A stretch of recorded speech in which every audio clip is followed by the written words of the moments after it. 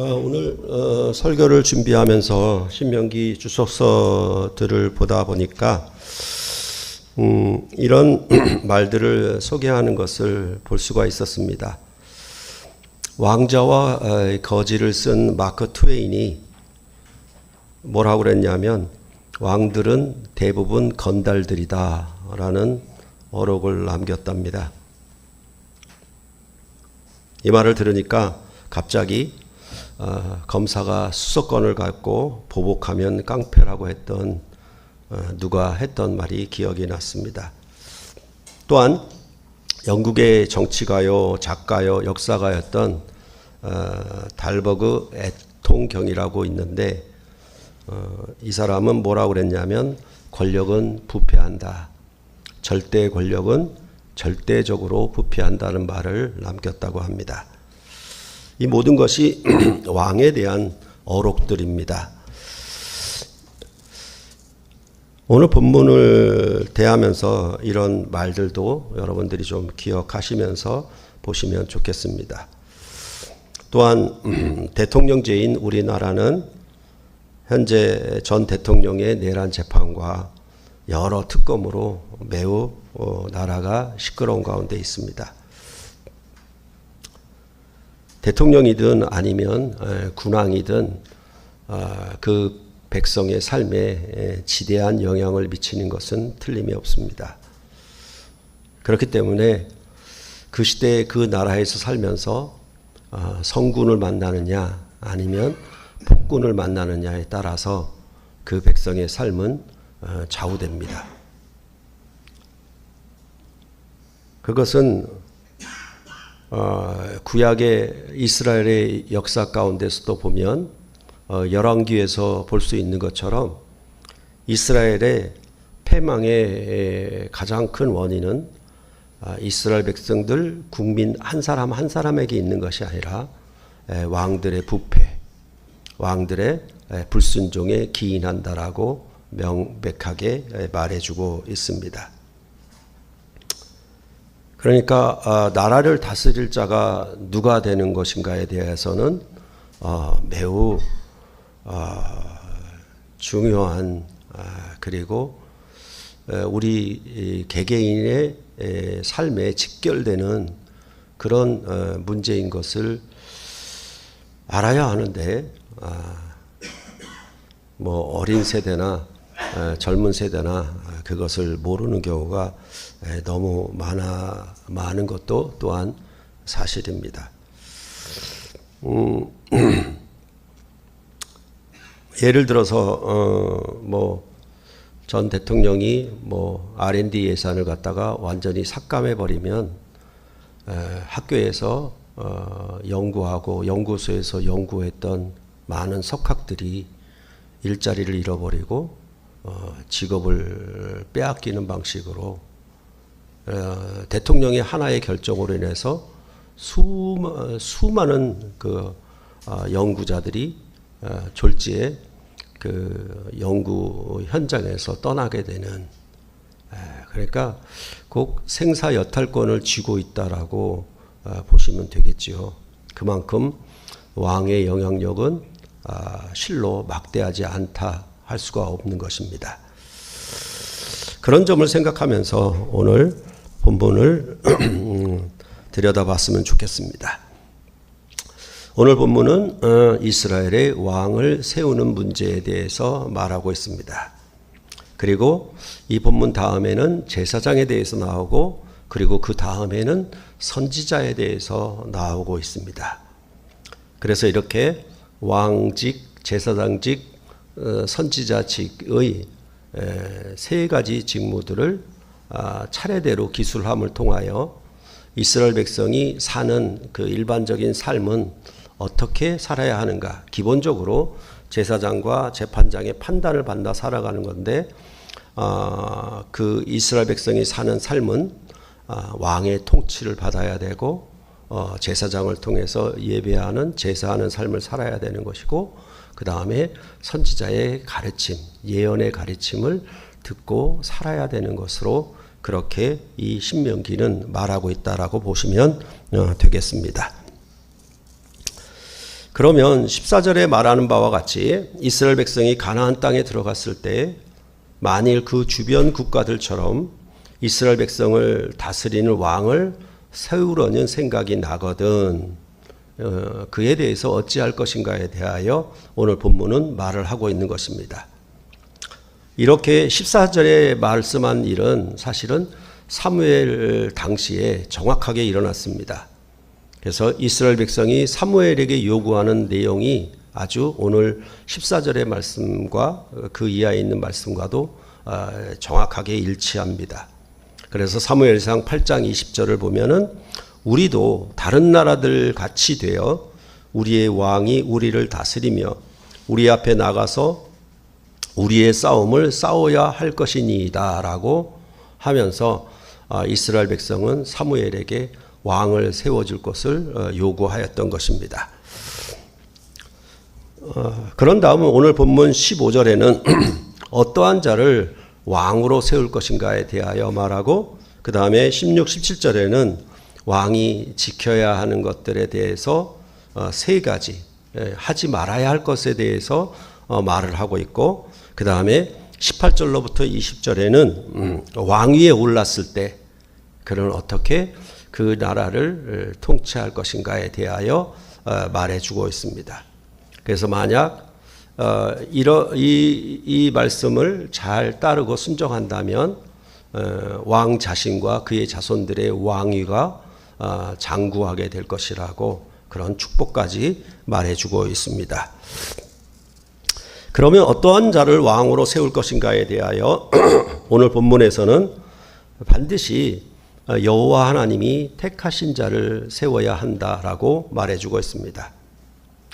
그것은 여호와 하나님이 임명하고 지명한 자를 세워야 한다라는 뜻입니다.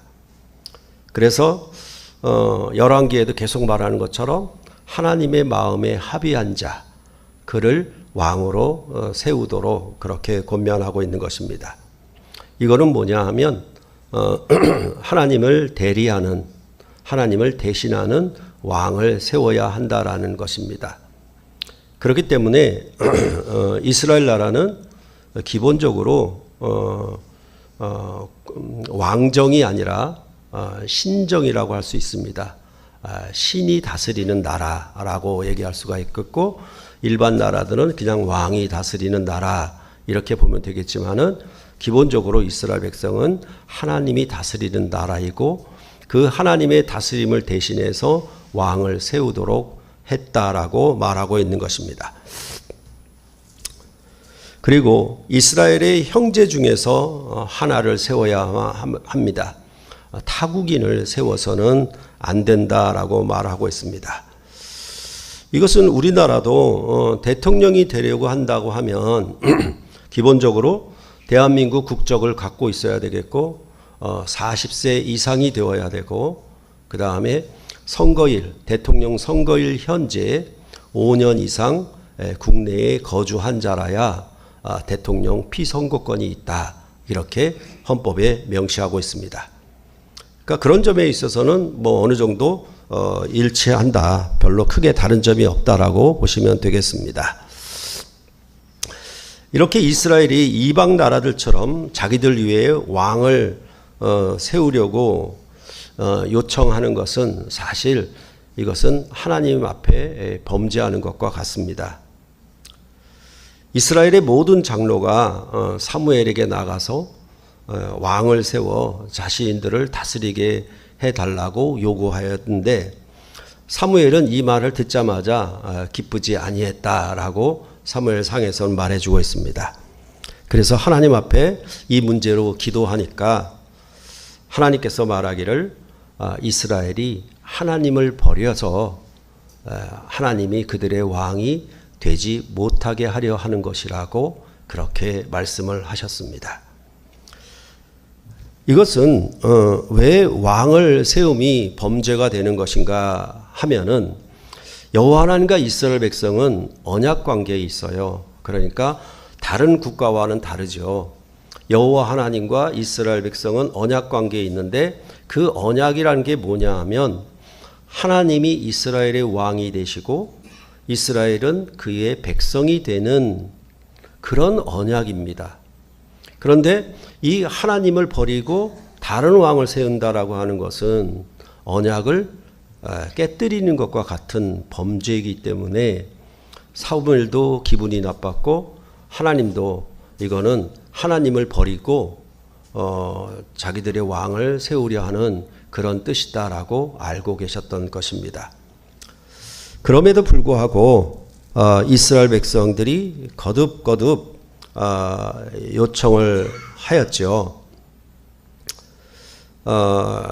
그러자 이 사무엘은 왕의 제도를 갖는 것, 국가가 왕을 세우는 것에 대한 폐해가 무엇인지에 대하여 길게 기술을 했는데, 그럼에도 불구하고 이스라엘 백성들은 끊임없이 왕을 세워달라고 요청을 하였기 때문에 하나님은 할 수 없이 그들에게 왕을 세우도록 허락하였는데, 그 왕을 세우는 조건을 얘기하였던 것입니다.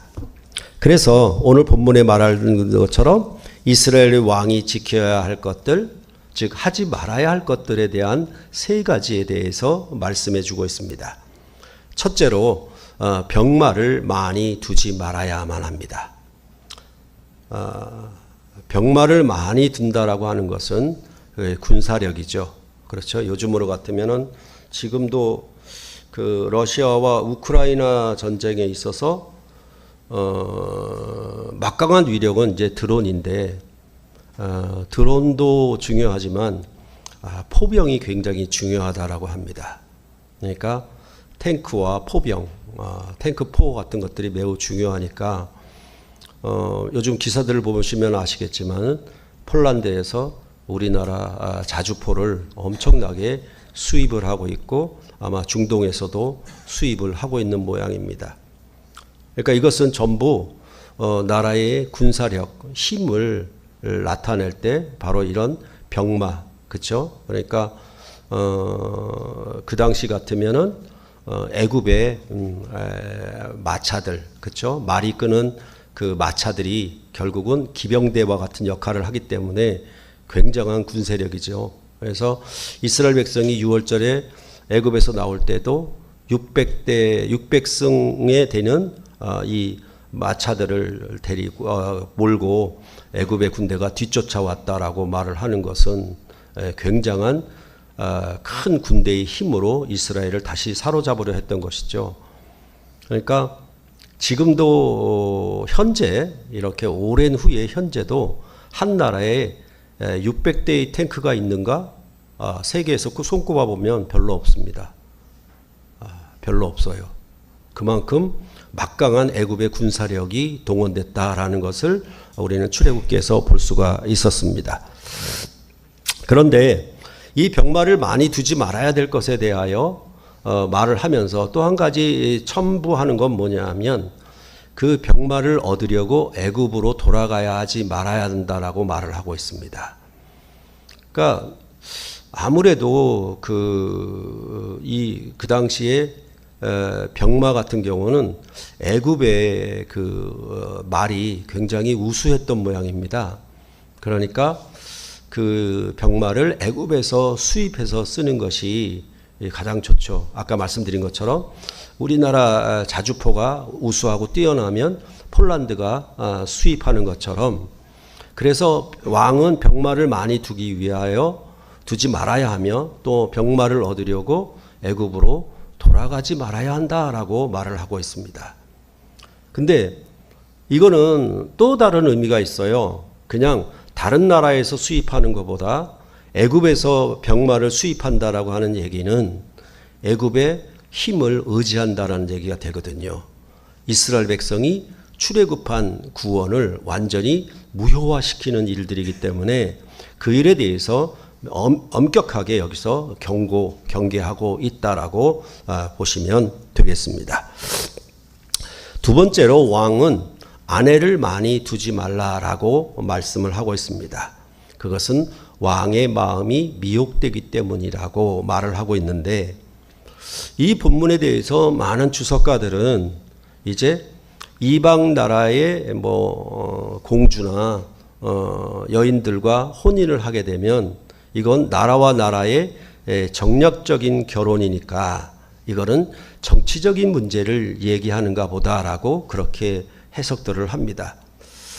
그런데 저는 왕이 마음에 미혹되는 것은 많은 아내를 둠으로 말미암아 그 아내와 더불어 그들이 섬겼던 많은 이방신들이 들어오는 문제라고 저는 보는 것이 더 낫다라고 생각을 합니다. 그래서 열왕기상 11장 1절로부터 2절을 한번 보시겠습니다. 열왕기상 11장 1절로 2절.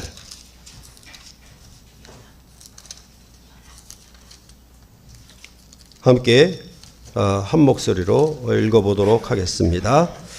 솔로몬 왕이 바로의 딸 외에 이방의 많은 여인을 사랑하였으니 곧 모압과 암몬과 에돔과 시돈과 헷 여인이라. 여호와께서 일찍이 이 여러 백성에 대하여 이스라엘 자손에게 말씀하시기를 너희는 그들과 서로 통혼하지 말며 그들도 너희와 서로 통혼하게 하지 말라. 그들이 반드시 너희의 마음을 돌려 그들의 신들을 따르게 하리라 하셨으나 솔로몬이 그들을 사랑하였더라. 그러니까 이스라엘의 패망은 이제 다윗의 아들 솔로몬을 통해서 이루어지는데 그것은 바로 솔로몬이 많은 왕 아내들을 두었기 때문이라고 말을 하고 있고 그 아내들을 둠으로 말미암아 결국은 이방 신들을 따르게 되는, 즉 마음이 미혹게 되는 그런 결과를 낳게 된다라고 이미 경고하셨던 것입니다. 그래서 솔로몬은 이 많은 아내들을 사랑하였고 후궁이 700명이고 첩이 300명이었다라고 그렇게 성경은 말해주고 있습니다. 또 하나 세 번째로는 은금을 많이 쌓지 말아야 한다라고 말을 하고 있습니다. 왕이 자기를 위하여 은금을 많이 쌓아둔다라고 하는 것은 경제적인 힘을 자랑하기 위함입니다.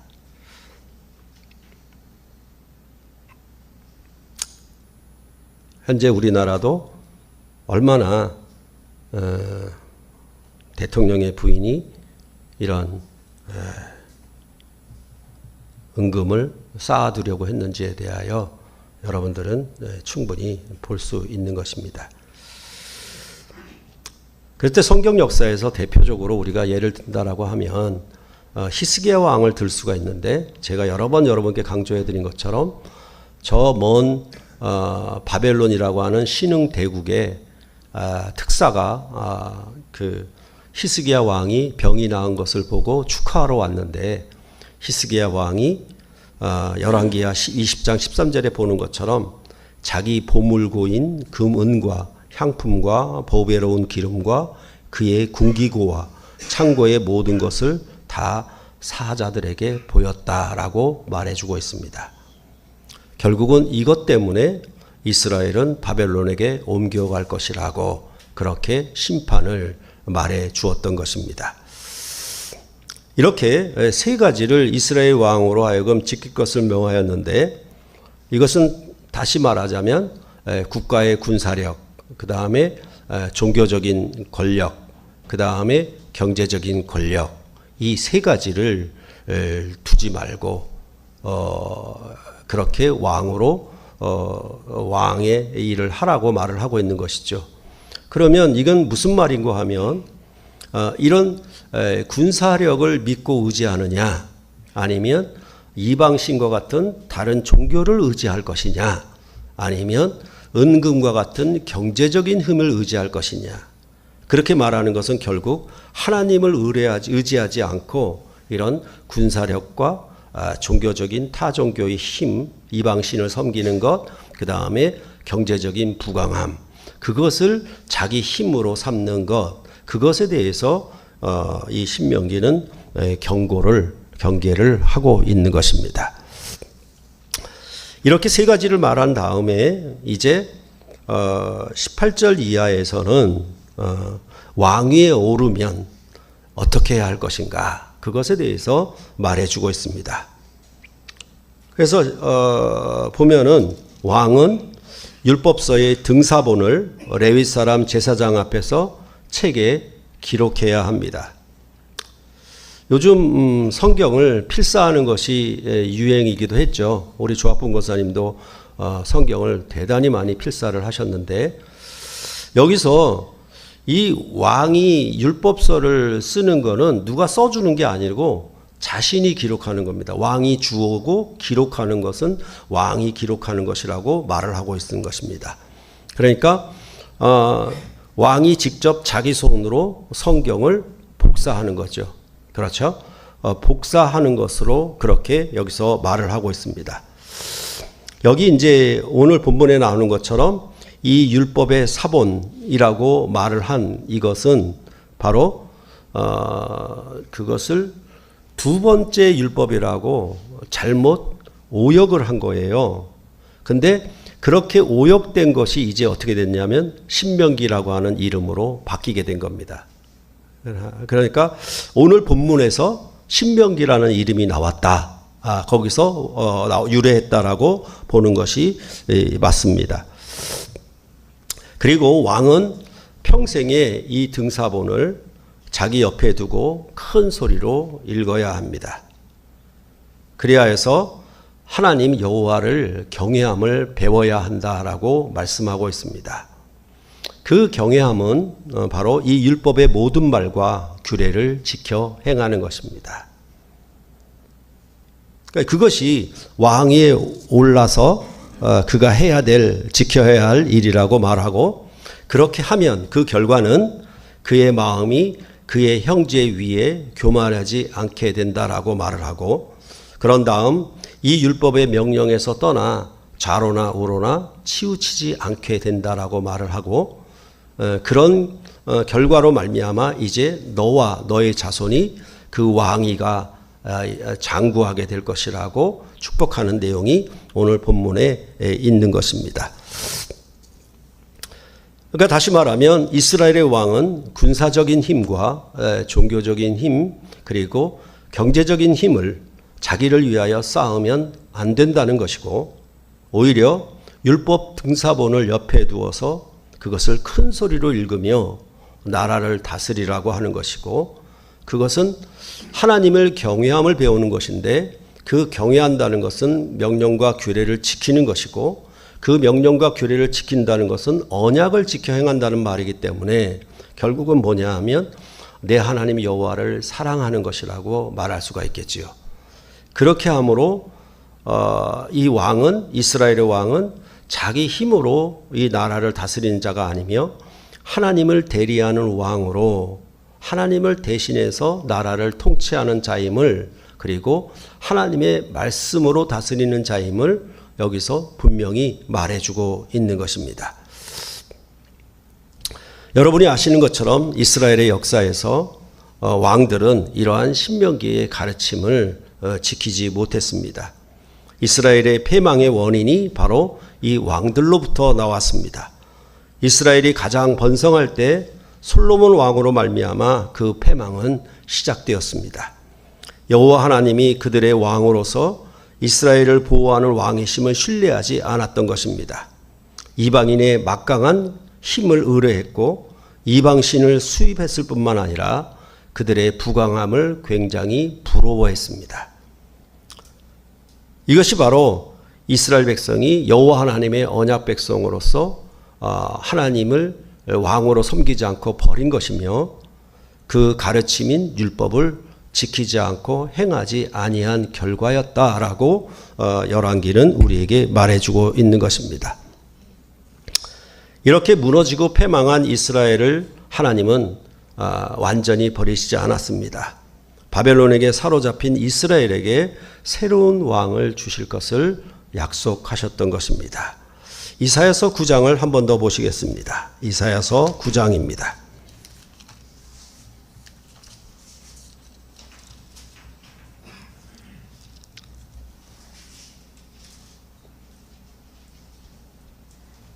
(9장) 1절과 6절과 7절 함께 읽어보도록 하겠습니다. 전에 고통받던 자들에게는 흑암이 없으리로다. 옛적에는 여호와께서 스불론 땅과 납달리 땅이 멸시를 당하게 하셨더니 후에는 해변길과 요단 저쪽 이방의 갈릴리를 영화롭게 하셨느니라. 6절 읽어주세요.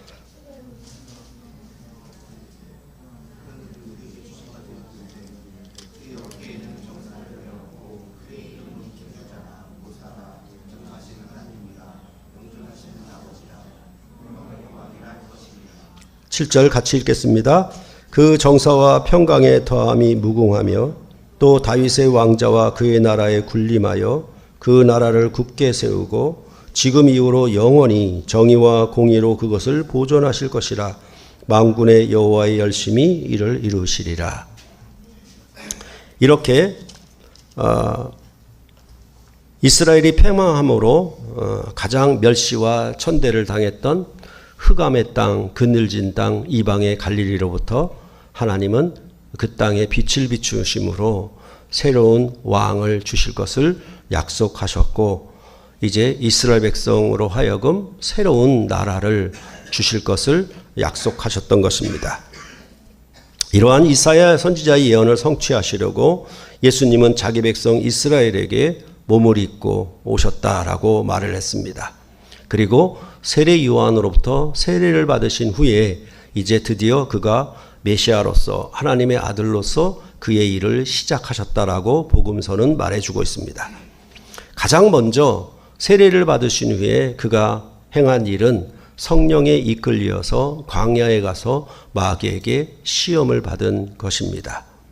그것은 40일간 굶주리신 후에 광야로 가서 3가지 시험을 받으셨는데, 그 시험은 뭐냐 하면 돌들을 떡덩이가 되게 하라는 하는 경제적인 시험, 그리고 성전 꼭대기에서 뛰어내리라는 자기 권세를 나타내는 시험, 그리고 천하만국과 그 영광을 다 주겠다며 마귀에게 경배하라는 종교적인 시험을 예수님은 마귀로부터 받으셨던 것입니다.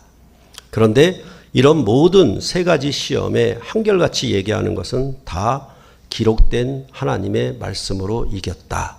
이렇게 마태복음은 우리에게 말해주고 있는 것입니다.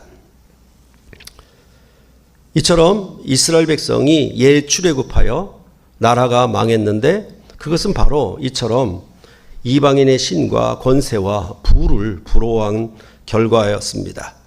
그런데 이제 예수님은 그런 이스라엘이 넘어진, 이스라엘이 실패한 그 모든 시험을 이제 이기셨다라고 말씀함으로 드디어 그가 이제 새로운 구원, 새 출애굽의 메시아로서 행하실 새로운 구원을 힘차게 발을 떼어놓을 수가 있었던 것입니다.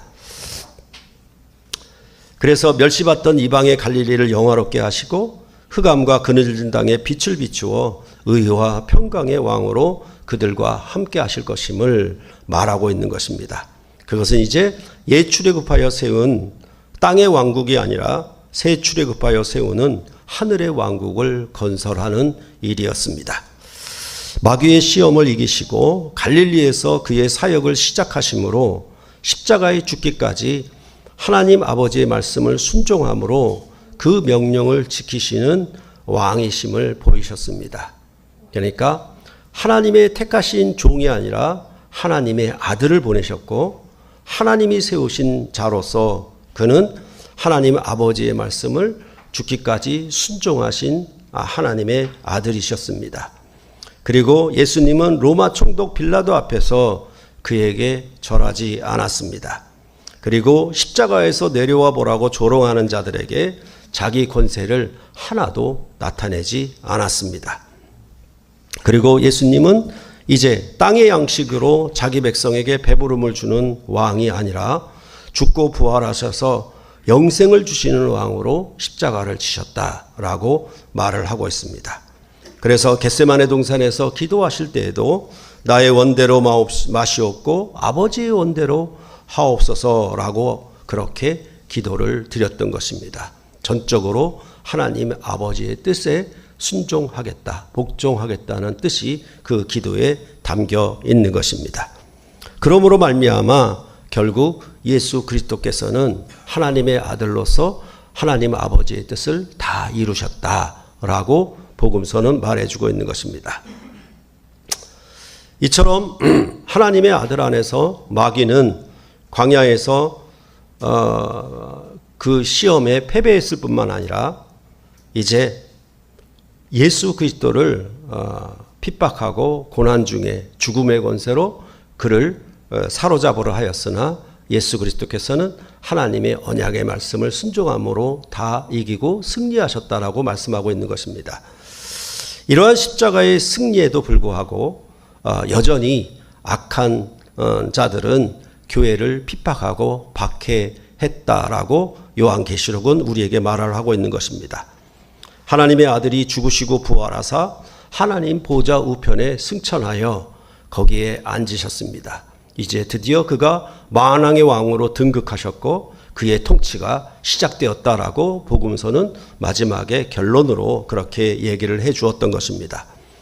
이 일은 뭐냐 하면 결국 하늘의 전쟁에서 마귀는 패퇴하여 땅으로 쫓겨났다는 뜻이고, 땅에 쫓겨난 이 악한 자는 바로 이 하나님의 교회를, 아이를 생산한 여자를 괴롭히고 박해함으로 그들을 괴롭혔다라고 말을 하고 있는 것입니다. 그래서 마귀는 하늘의 전쟁에 패하여 땅에 쫓겨난 결과로 크게 분을 내어서 이제 자기의 때가 얼마 남지 않은 줄 알고 교회를 더욱 심하게 괴롭히고 핍박하고 박해했다라고 요한계시록은 우리에게 말하고 있는 것입니다. 그렇지만 성령이 임하여 하나님의 말씀을 알고 분별하며 듣는 교회는 마귀가 어떤 권세로 교회를 핍박하여 하나님의 자녀들을 약탈하려 하는지 알 수가 있습니다. 그에 대하여 요한계시록에서는 지혜가 있어 총명한 자는 그 짐승의 수를 세어보라 라고 말을 하고 있는 것입니다. 그것은 사람의 수니 그의 수는 666이니라 라고 말을 하고 있는 것입니다. 이것은 짐승의 수이기도 하고 사람의 수이기도 라고 하는 것입니다. 마지막 때에 악한 자는 하나님의 성전에 앉아 자기를 하나님이라 하고 모든 능력과 표적으로 사람들을 미혹할 것입니다. 사람이 하나님의 영광을 반영하고 그 다스림 하에 있는 것을 나타내지 않고 스스로 교만하여져서 자기 영광을 추구하는 최고의 권세가 사람의 수인 666이라고 말을 하고 있는 것입니다. 그래서 요한계시록을 강론할 때 말씀드렸던 것처럼 이 666은 국가적인 힘과 종교적인 힘과 경제적인 힘이 모두 합쳐진 마치 악의 삼위일체라고 말씀을 드렸던 기억이 있습니다. 이처럼 땅에 거하는 자들은 무엇을 의지하냐면 국가의 군사력을 숭상하게 되어 있습니다. 그리고 거짓 선지자의 이적을 숭배하게 되어 있습니다. 그리고 먹고 마시는 경제적 권력에 굴복하게 되어 있습니다. 지금도 현재도 우리나라를 보면 국가의 대통령과 종교 지도자들과 경제적인 재벌가들이 어떻게 서로 연합을 추구하는지 여러분들은 눈으로 똑똑히 보실 수가 있는 것입니다. 이것은 바로 666의 사람의 수를 극대화하는 것입니다. 그것은 하나님을 대항하는, 대적하는 악한 자의 수라고 말을 하고 있었던 것입니다. 그래서 여러분이 보신 것처럼 이 세상에 우리나라뿐만 아니라 많은 다른 나라들의 왕들이, 대통령들이 무슨 일을 하고 있냐면 바로 이렇게 종교적인 권력, 경제적인 권력, 그리고 나라의 군사적인 권력을 과시해서 자기가 처음에 마크 트웨인이 말한 것처럼 마치 건달들처럼 행세를 하고 있는 것이 현세의 모습이기도 한 것입니다. 웃기는 게 이번에 북중러의 정상회담을 지켜보니까 러시아와 중국 정상이 하는 말이 이제 우리는 적어도 150년 이상 아니면 뭐예요? 장기 이식을 하게 되면은 영생을 누릴 수 있는 불로초를 구한 것처럼 서로 얘기했다라고 얘기하는데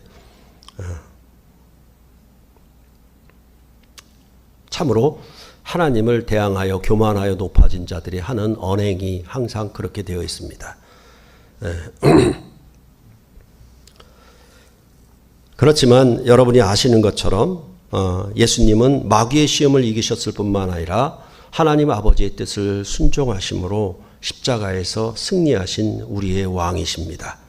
그는 하나님의 아들로서 하나님 보좌 우편에 앉으심으로 그의 등극을 통하여 그가 만왕의 왕이심을 나타내신 것입니다. 그리하여 그를 믿고 따르는 모든 백성에게 그가 얻으신 승리를 그들도 얻게 하려고 성령을 주셨다라고 말씀을 하고 있는 것입니다. 그래서 가장 좋은 것, 그렇죠? 아버지가 돌을 달라 하면 떡을 줄 아버지가 어디 있겠느냐? 하물며 하늘 아버지께서는 더 좋은 것을 주시지 않겠느냐라고 산상수훈에서도 말했던 것처럼 하나님은 성령을 가장 좋은 것으로 주신 것입니다.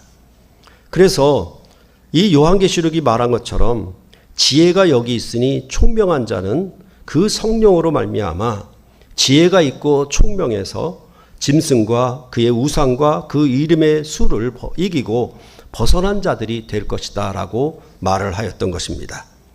예수님이 기록된 말씀으로 광야에서 마귀의 세 가지 시험을 이기셨습니다. 오직 하나님 아버지의 원대로 하옵소서라고 하나님 아버지의 뜻을 순종하심으로 십자가에서 죽음의 권세를 이기셨습니다. 그러므로 이러한 승리의 토대 위에서 하나님은 그 아들 안에 성령을 교회에 부으심으로 말미암아 진리의 말씀을 순종함이 이 모든 것을 이기는 지혜와 총명이 있는 자가 될 것이라고 그렇게 말씀해서 이 마지막 때에 악한 세력이 극악하게 발악을 하고 하는 이런 모습 속에서 우리는 이 땅에 무엇이 나오고 있는가, 무엇이 도래하고 있는가에 대하여 우리는 눈으로 볼 수 있고 충분히 깨달을 수 있게 한다라고 말을 하고 있는 것입니다. 그래서 이들은 참으로 진리의 말씀을 듣는 것을 좋아합니다. 거기에 지혜가 있기 때문입니다. 그 지혜로 세상의 악한 권세, 그 땅의 짐승이 가진 권세를 분별하고 그 앞에 경배하지 않습니다. 그리하여 어떤 자가 국가적인 힘과 종교적인 힘과 경제적인 힘으로 연합하여서 자기 권세를 과시하고 하나님 위에 자기를 높여서 그렇게 교만하여지는 것인가에 대하여 우리는 눈으로 잘 분별할 수가 있는 것입니다. 참으로 안타까운 것은 우리나라의 기독교가 이러한 666에 가까운 모습을 현재 드러내고 있다라는 사실입니다. 그것은 바로 그만큼 마지막 때가 가까운 것을 예표하는, 예시하는 그런 좋은 사례라고 할 수가 있겠습니다. 광화문 광장에 모인 자들을 통해서 그들이 어떤 국가의 군사력을 의지함으로 그 나라의 국기를 들었는가, 그것을 보시면 여러분들이 충분히 알 수가 있고, 또한 거짓 목사가 얼마나 세력을 얻고 있는가에 대해서도 여러분은 눈으로 똑똑히 보았을 것입니다. 또한 그로 말미암아 그들이 얼마나 많이 헌금을 빙자하여서 많은 경제적인 힘을 쌓으려고 했는 것인가에 대하여 충분히 아실 수가 있는 것입니다. 바로 이런 모습들이 666인 것입니다. 사람의 수, 짐승의 수로 되어서 사람은 하나님을 대항하여 하나님을 의지하지 않고 스스로 교만하여 이처럼 세 가지의 이 막강한 권력들을 삼위일체로 연합시켜서 하나님을 대항하여 모든 사람들을 자기 발 앞에 무릎 꿇게 하는 그런 권세를 드러내려 하는 것이 바로 세상의 왕이고, 악한 마귀는 그런 일을 도모한다라고 분명히 성경은 말해주고 있는 것입니다.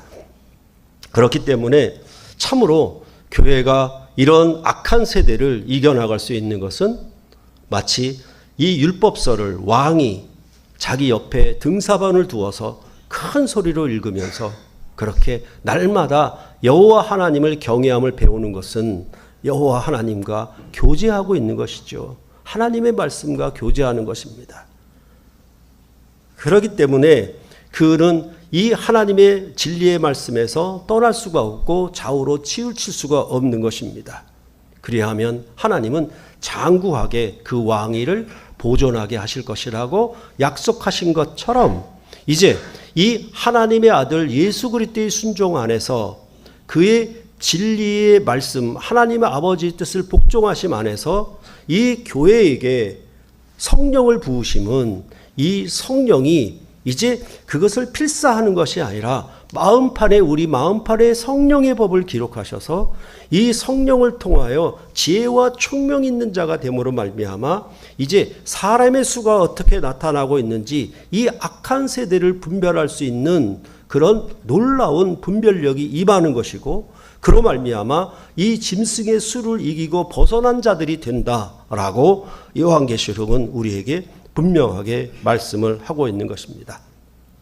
아직도 많은 교회가 많은 수를 가지고 어떤 병마를 많이 모으는 것처럼 많은 수를 가지고 교회의 권력을 자랑하고 그 다음에 건물을 가지고 경제적인 힘을 가지고 그렇게 자랑을 하고 또한 어떤 종교적인 목사의 그런 권세적인 얘기를 가지고 모습을 가지고 교회의 막강한 권력을 드러내려고 하는 것입니다. 그래서 참으로 한국의 기독교가 이렇게 악한 모습을 띠게 된 것은 항상 대통령과 조창기도회를 가졌던 인물들이 어떤 대형교회의 목사들인가를 보시면 여러분들이 잘 알 수가 있고 이번에 그런 목사들이 전부 검찰로 불림을 받고 있다는 사실을 여러분들은 분명히 보아야 할 것입니다.